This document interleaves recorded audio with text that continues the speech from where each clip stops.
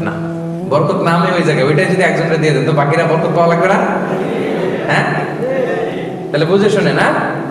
আচ্ছা, মাশাআল্লাহ, তো বুঝতেছেন। আরো কি বলেছেন রাসূল সাল্লাল্লাহু আলাইহি ওয়াসাল্লাম? তুআমুল ওয়াহিদি ইয়াকফিল ইসনাইন। দেখেন আমাদের ইসলামিক ভ্রাতৃত্ববোধ কত সুন্দর। একজনের খাবার দুইজনের হয়ে যায়, রাসূল সাল্লাল্লাহু আলাইহি ওয়াসাল্লাম বলেছেন।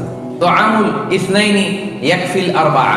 দুজনের খাবার চারজনের হয়ে যায়। তুআমুল আরবাআ ইয়াকফিল আস-সামানিয়া। চারজনের খাবার আটজনের হয়ে যায়। এটা আমাদের ভ্রাতৃত্ববোধ। একটা বঙ্কুস চাইলে দুজনে খাওয়া যায় না? কথা কোন কেন? নাসি করে আয়াম, মজা করে খায়াম। তো নাসি করে আয়াম নিয়ে আসছেন আপনি এক বক্স, এটা দুজনে মিলে খাইলে হবে না? হবে না?